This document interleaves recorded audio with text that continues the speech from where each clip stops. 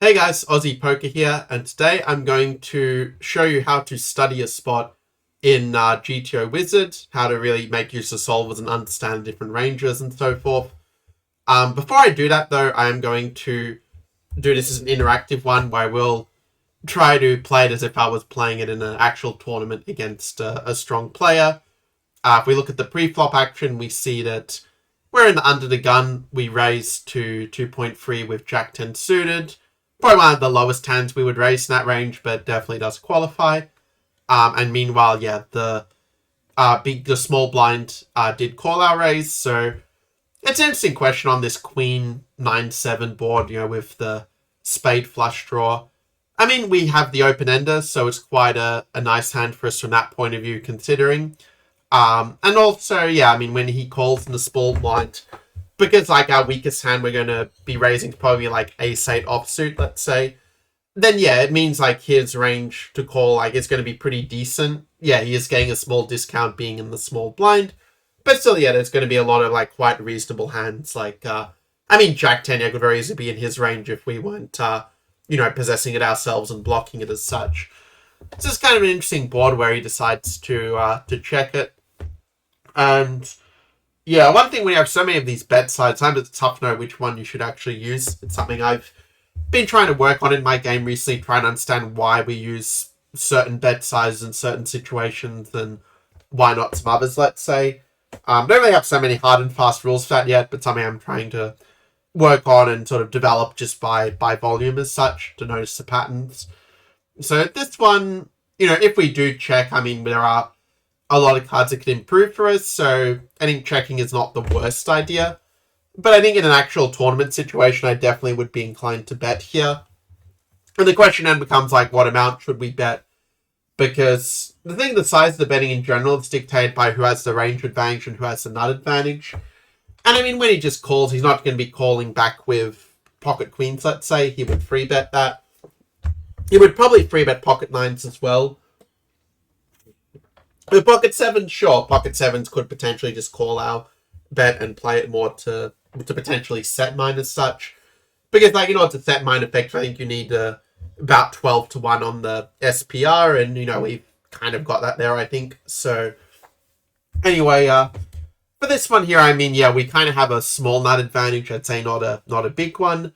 Because, like, we're not going to be raising, like, Queen 9, unless it's Queen 9 suited, like, that one is sort of on the precipice, but probably would be closer to a fold is kind of my feeling that we only want to raise something under the suited broadways in general. So not sure we have that much of a nut advantage. I mean, maybe a small one. Range advantage, I'm not even sure if we have that much of a range advantage either in this this spot. Because, he's going to be defending with a lot of Queen 9 offsuit, maybe Queen 7 suited. Like, it may potentially defend, at least if it was like a recreational tournament player. Hands like 9-8, 7-8 suited, the suited connectors all really got some value here. Now, we do block, Queen Jack, we do block 10-9 or some of the more like logical value hands for him. So it's kind of an interesting one where, yeah, I'm very torn between a check and a bet at this point. Like a small bet, maybe a 2.2 is perhaps what I'm leaning towards at this stage. One thing I like about betting is that it means that if like the different draws come in, we can then try to represent them. So I'm going to go for a bet here of a somewhat smaller bet because the board's coordinated. And it turns out, yeah, that actually we did make the best decision, that he had the pocket fives, and I think just made a correct fold there. If we review the history, yeah, it says that we should actually bet this. I mean, we sort of mix the strategies, like very often you will do mixed strategy, I find, in different spots. I don't really pretend to be an expert on when you do the mixed strategies, but seeing that the board is somewhat coordinated, we can kind of try to draw a conclusion from that. That, we bet a small amount. Then we're not really betting big amounts that much. Like, we're not really betting half pot all that much. You do check some of the time, but yeah, in their point of view, yeah, actually they would call a little bit more often than the fold, I guess, because we are going to have like a lot of overcards in this spot, and, the fives may be ahead of those overcards like ace, king, ace, jack suited. Even if, say, we're playing like ace 4 suited or ace 3 suited, like as one of the bluff hands, that also fives are doing quite well there. So probably that's why it would call some of the time. But the reason I picked this example is I actually want to show this cool feature of studying this spot and to show a little bit of how that can kind of work. So let's say we go here. It'll just take a moment to load. So just bear with this for a sec. By the way, if you're enjoying this video, do make sure to leave a like and also consider subscribing. So if we go back here, like, yeah, you can also see, you know, the ranges like for pre-flop as well, where we can see under the gun.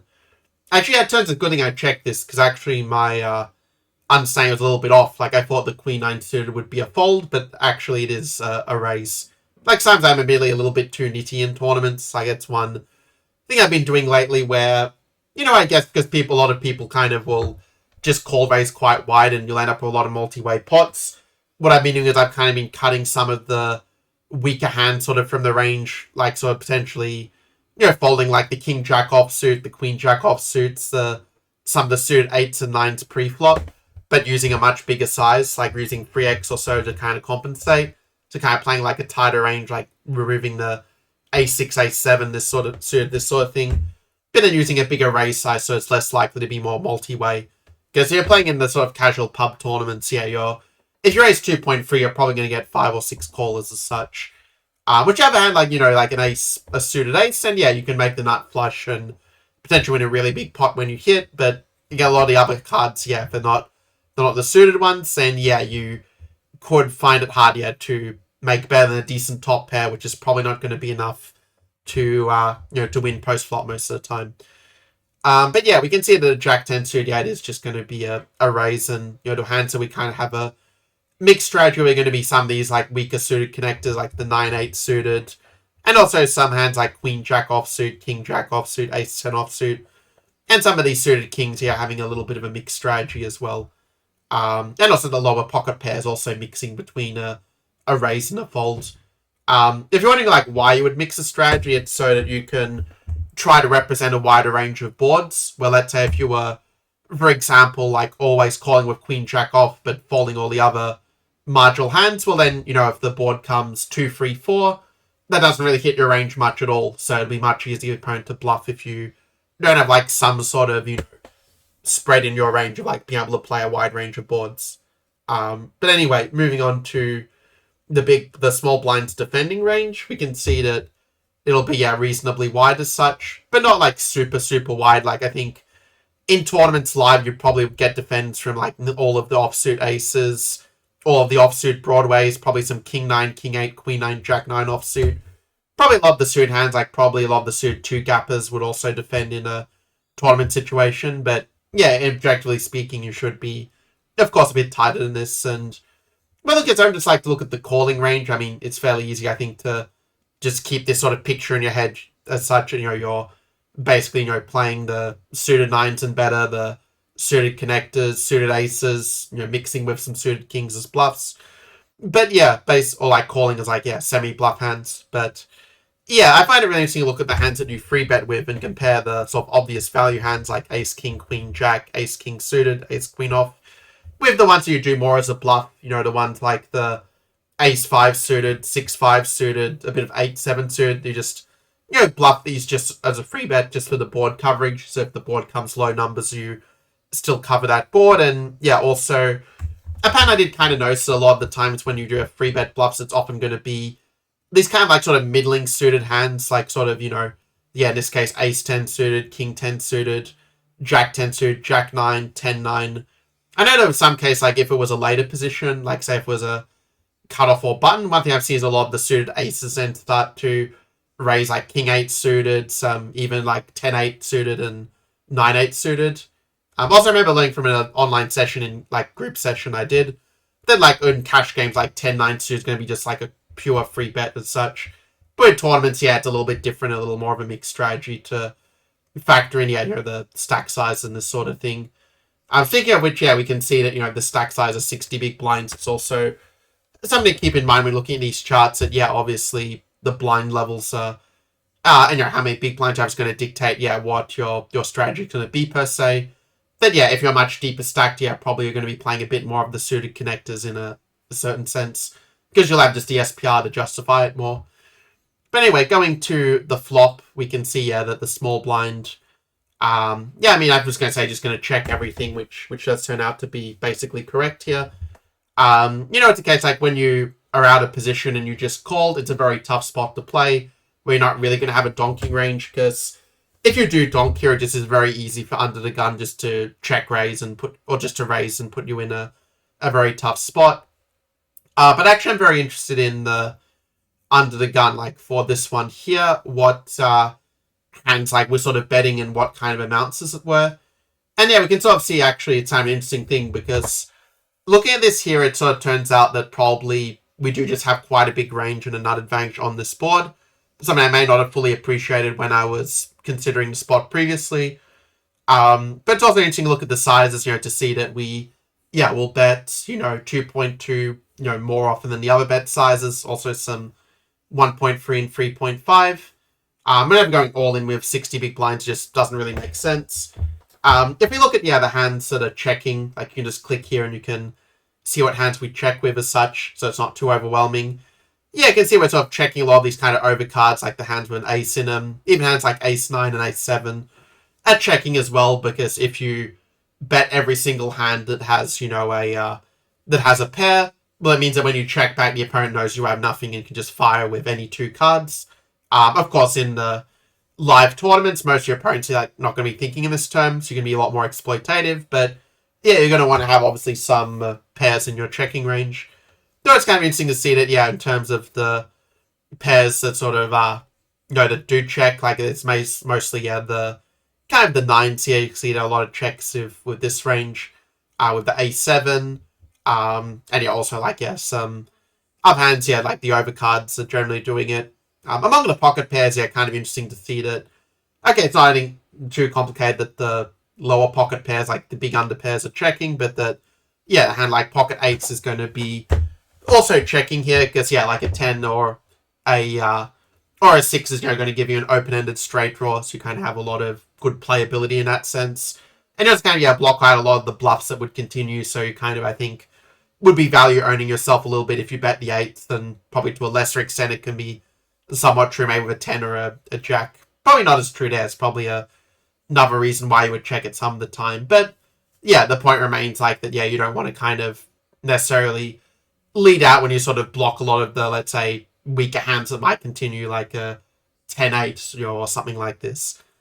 But anyway, you sort of see some patterns with the checks, and for the tiny bets, you can see that it's pretty wide range. Like a lot of the hands that we're checking also are betting some of the time, following a bit of a mixed strategy, for some kind of balance, so that it's just not so easy for the opponent to play against you, where it's kind of thing where you want to, in many cases, put both bluffs and value bets into the different betting sizes and checks you do, so they can't just say, oh, you bet this size, therefore you have to have this kind of hand as such. So see, these 9s are betting this size a bit. The hands with queen in them are as well. As we see here, also virtually all the top pairs do bet some of the time. And also the 7s, and a whole lot of bluffs as well, like hands just kind of doing a range bet almost. And as for the 2.2, we kind of see a similar sort of pattern here that, basically, have the obvious value hands like the 9s, the hands with the queen in them, and it's interesting that the 7s will just kind of check back, sort of saying that, you've got that showdown value, and therefore you can, sort of kind of just, check and, in a sense, protect your checking range a bit by doing with some of the pairs. But it's pretty common with some of the bigger hands, and also, when you do have 2 overcards or, a pocket pair, kind of makes sense to use that sizing, as we see of, how big is the pot already? If it's 57.7, then, we're already betting 30-35% pot, somewhere in this range.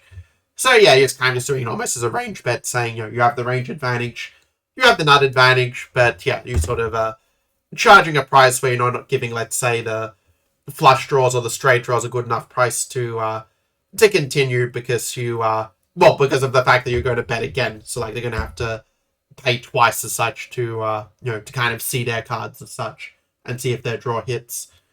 And for the bigger sizing, we can see that, again, a lot of the similar hands, but it seems like the bigger sizing is incorporating quite a few bluffs as well in this spot. Actually, I'm just going to unclick this, because, I had both of them clicked, actually. So, anyway, that looks more like it. But, you can sort of see that the bigger side, yeah, is going to be like some obvious value hands like Queen 9 suited.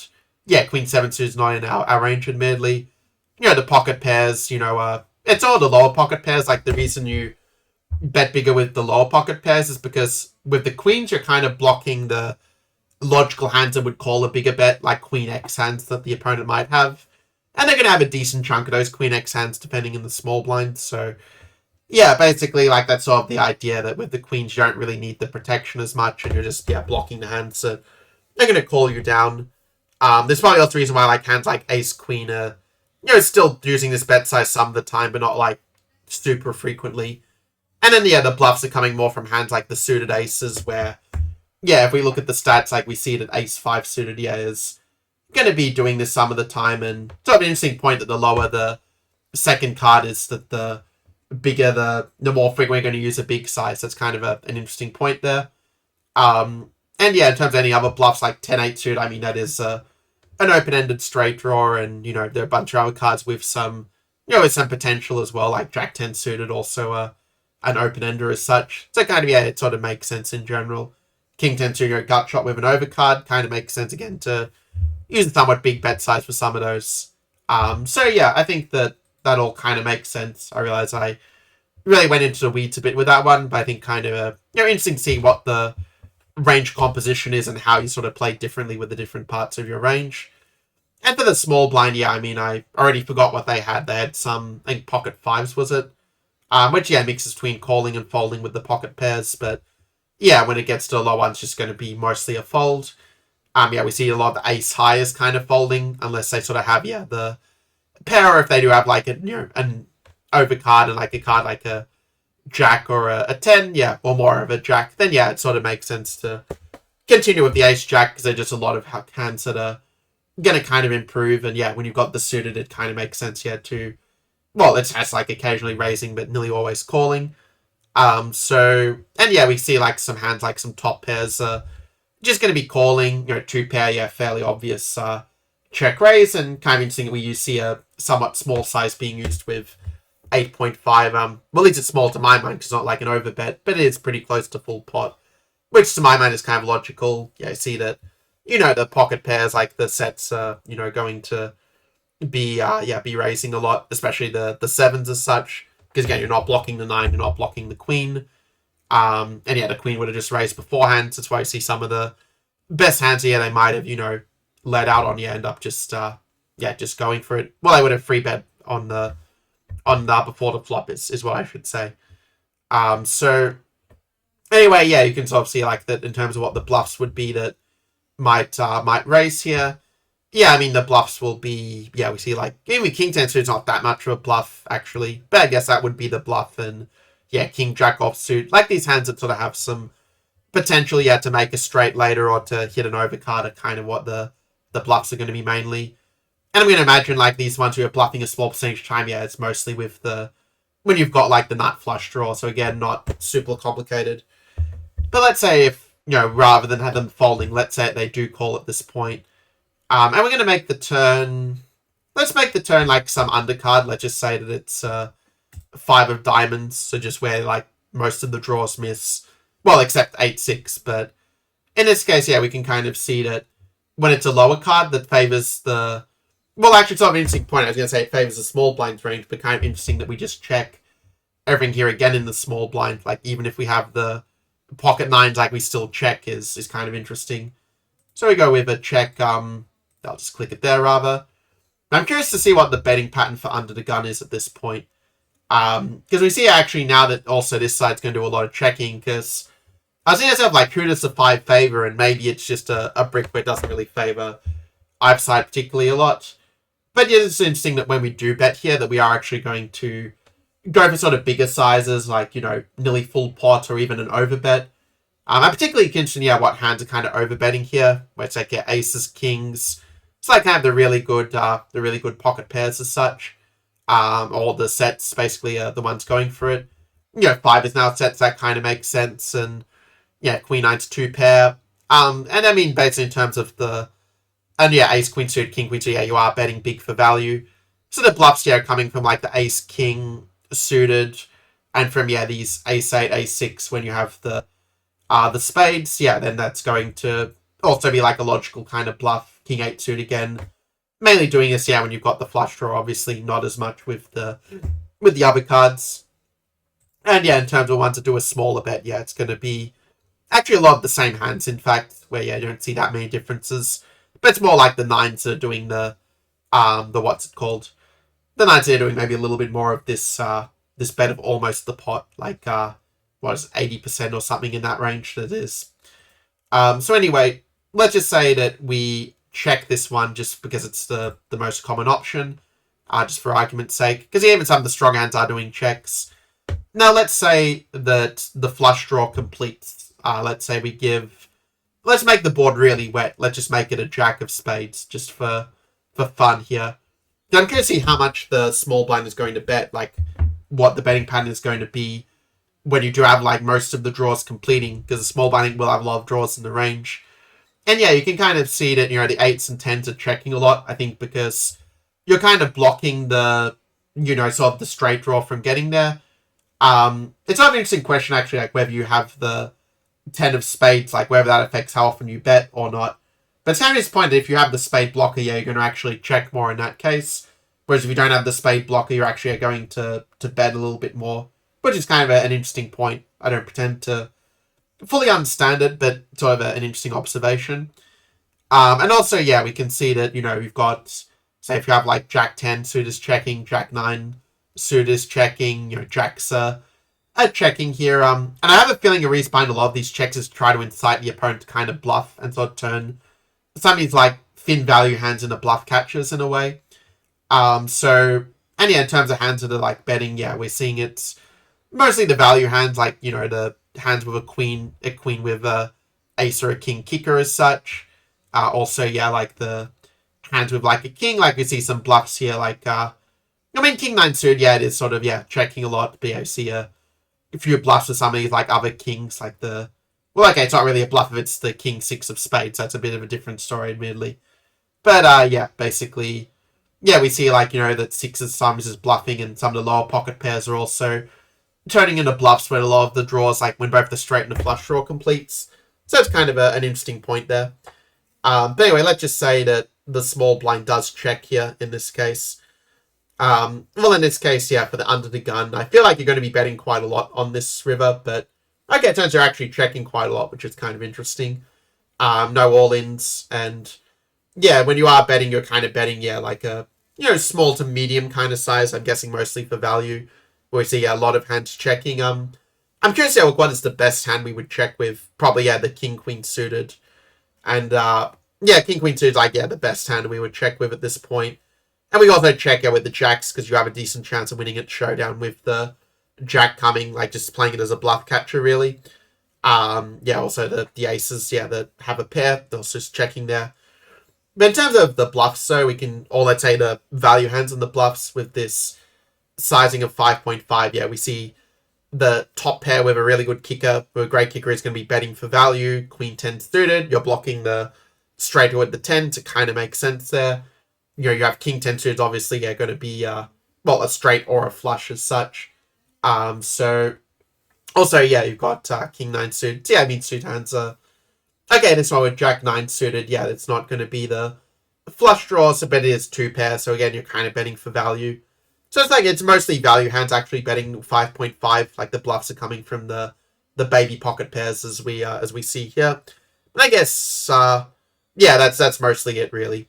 And then when we look at the bigger hands, I think those are going to be a lot more polar. Like, some of its general principle, like, you're going to be betting, like, when you use a really big bet, so like an overbet, you're kind of saying you have everything or you have nothing in general. So we see here, like, it's a big bet with the 2 pairs, with the pocket jacks, with jack 9 suited, with 10 9 8 suited, it's now a straight, or indeed a flush as well. So yeah, it's going to be yeah, mostly value hands, and the only bluffs again are coming from the baby pocket pairs, and okay, it's interesting, yeah, that ace 4 suited and ace 3 suited like is bluffing there a small portion at a time, but yeah, not really that significant. It's more the flush just to get there clearly that are going for it. So yeah, kind of a interesting hand there, and I hope that you found this kind of look into the ranges interesting. Like, obviously you could also see what happens. Like, say, if, one side decides to bet instead of, checking. Obviously, that's going to affect the ranges as well in that case. But anyway, hope you enjoyed the video. And yeah, I'll see you for the next one.